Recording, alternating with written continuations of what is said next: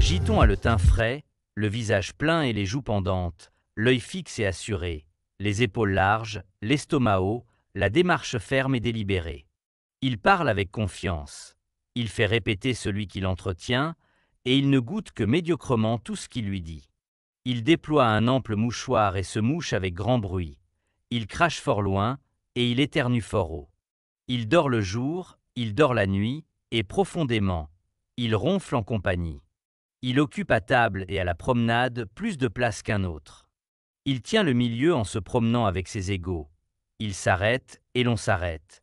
Il continue de marcher et l'on marche. Tous se règlent sur lui. Il interrompt, il redresse ceux qui ont la parole. On ne l'interrompt pas, on l'écoute aussi longtemps qu'il veut parler. S'il s'assied, vous le voyez s'enfoncer dans un fauteuil, croiser les jambes l'une sur l'autre, et découvrir son front par fierté et par audace. Il est enjoué, grand rieur, impatient, présomptueux, colère, libertin, politique, mystérieux sur les affaires du temps. Il se croit des talents et de l'esprit. Il est riche. Fédon a les yeux creux, le teint échauffé, le corps sec et le visage maigre. Il dort peu et d'un sommeil fort léger. Il est abstrait, rêveur, et il a avec de l'esprit l'air d'un stupide. Il oublie de dire ce qu'il sait ou de parler d'événements qui lui sont connus. Il ne se fait pas écouter, il ne fait point rire. Il applaudit, il sourit à ce que les autres lui disent, il est de leur avis. Il court, il vole pour leur rendre de petits services. Il marche les yeux baissés, et il n'ose les lever sur ceux qui passent. Il va les épaules serrées, le chapeau abaissé sur ses yeux pour n'être point vu. Si on le prie de s'asseoir, il se met à peine sur le bord d'un siège. Il tousse, il se mouche sous son chapeau, il crache presque sur soi, et il attend qu'il soit seul pour éternuer, ou, si cela lui arrive, c'est à l'insu de la compagnie. Il n'en coûte à personne ni salut ni compliment. Il est pauvre.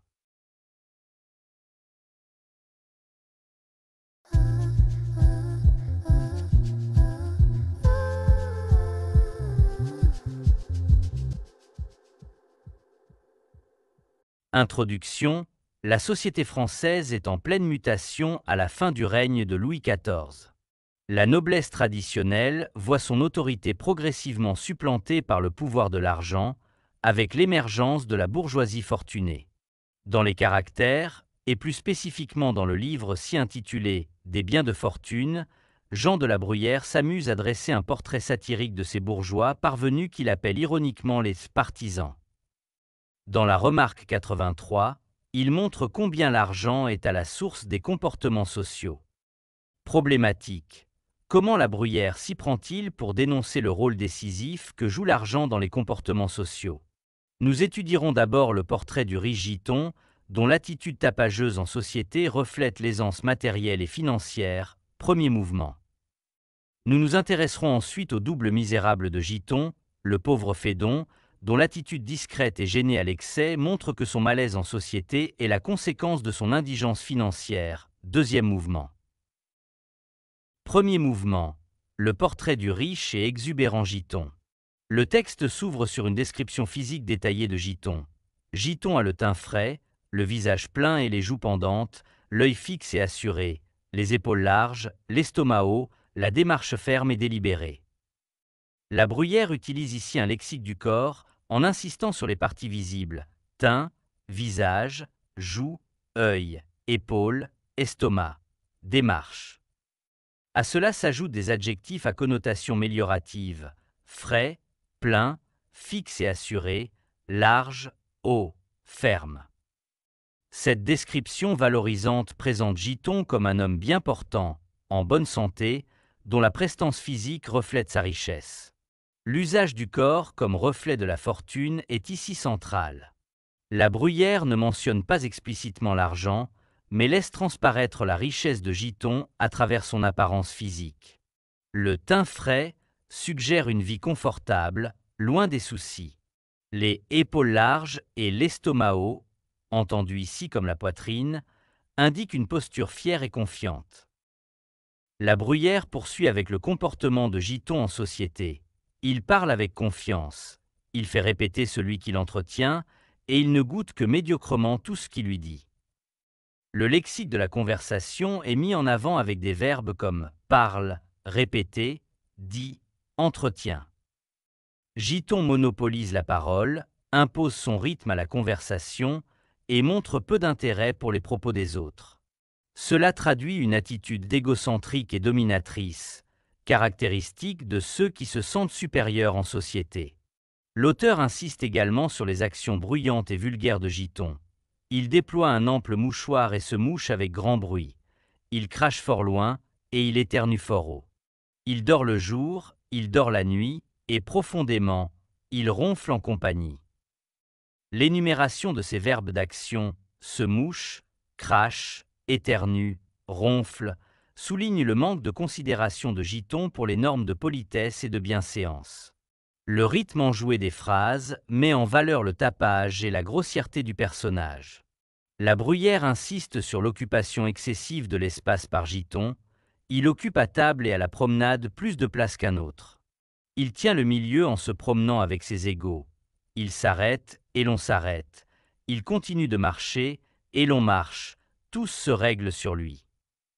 Les indicateurs spatiaux, à table, le milieu, plus de place, montrent que Giton envahit l'espace physique et social. Il impose sa présence et les autres doivent s'adapter à lui. L'utilisation des pronoms personnels opposés, il versus on, lui versus tous, crée un rythme binaire qui accentue sa domination et souligne son emprise sur le groupe. Enfin, la Bruyère caractérise Giton par une accumulation d'adjectifs.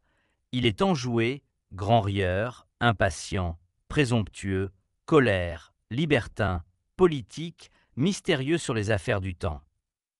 Cette accumulation crée un effet de surabondance, reflétant la surcharge pondérale et financière du personnage. Le rythme soutenu de la phrase illustre l'excès en tout de Giton, sa personnalité débordante et ostentatoire.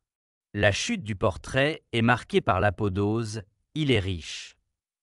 Après avoir décrit en détail le comportement de Giton sans jamais mentionner l'argent, la Bruyère révèle que sa richesse est la cause de son attitude. Cette révélation finale souligne l'idée que l'argent détermine insidieusement les comportements sociaux, sans qu'il soit nécessaire de le mentionner explicitement. Ainsi, à travers le portrait de Giton, la Bruyère dépeint un personnage envahissant, tapageur et dominateur, dont l'attitude est le reflet de sa richesse matérielle. L'argent, bien que non mentionné directement, est omniprésent dans la description, montrant son influence sur les comportements. Deuxième mouvement, le portrait du pauvre et insignifiant Phédon. En miroir du portrait de Giton, la Bruyère présente ensuite Phédon, dont la description physique contraste nettement. Phédon a les yeux creux, le teint échauffé, le corps sec et le visage maigre. Le lexique du corps est à nouveau utilisé, mais cette fois associé à des adjectifs à connotation péjorative, creux, échauffé, sec, maigre. Phédon apparaît comme l'opposé physique de Giton, présentant un aspect maladif qui reflète sa pauvreté. La Bruyère établit des antithèses entre les deux personnages. Là où Giton a le teint frais, Phédon a le teint échauffé. Giton a le visage plein, Phédon a le visage maigre. Ces oppositions soulignent le contraste entre les deux hommes, renforçant l'idée d'un effet miroir entre le riche et le pauvre.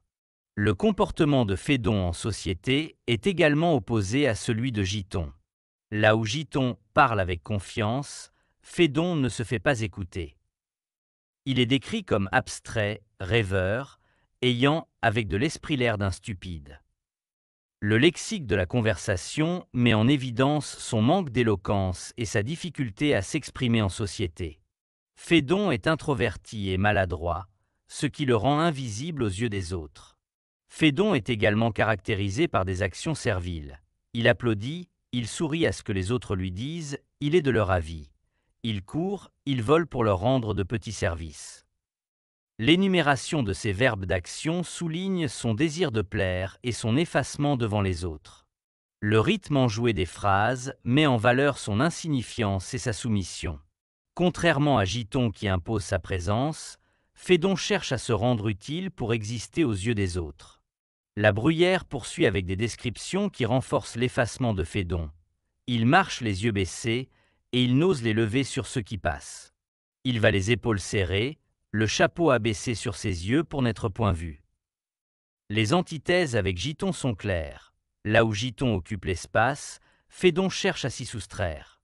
L'utilisation des négations multiples ne se fait pas écouter, ne fait point rire, n'ose l'élever, n'être point vu, accentue son effacement. Phédon est presque transparent, il évite de se faire remarquer. La chute du portrait est, comme pour Giton, marquée par l'apodose, il est pauvre. Cette révélation finale montre que la pauvreté est la cause de l'attitude de Phédon, tout comme la richesse était la cause de celle de Giton. L'argent, bien que non mentionné explicitement tout au long du portrait, est révélé comme le facteur déterminant. Ainsi, Phédon apparaît comme le double inversé de Giton. Là où Giton est exubérant et dominateur, Phédon est discret et effacé. La Bruyère utilise ce jeu de miroir pour souligner le rôle de l'argent dans les comportements sociaux, montrant comment la pauvreté conduit à l'effacement et à l'insignifiance. Conclusion. Ainsi, en proposant un double portrait ludique, la Bruyère souligne, non sans cruauté, l'opposition radicale entre la figure du riche Giton et celle du pauvre Phédon. En ne mentionnant finalement jamais le champ lexical de l'argent, la Bruyère parvient à montrer à quel point il détermine insidieusement les allures et les comportements de ses contemporains. C'est surtout Giton, emblématique des « partisans », que prend pour cible la Bruyère dans cette remarque 83. Son « teint frais » n'est d'ailleurs pas sans rappeler le « teint frais et la bouche vermeille » d'un autre personnage opportuniste du XVIIe siècle, le Tartuffe de Molière. La Bruyère, par sa satire, dénonce le pouvoir corrupteur de l'argent et invite à réfléchir sur les valeurs authentiques qui devraient guider les comportements en société.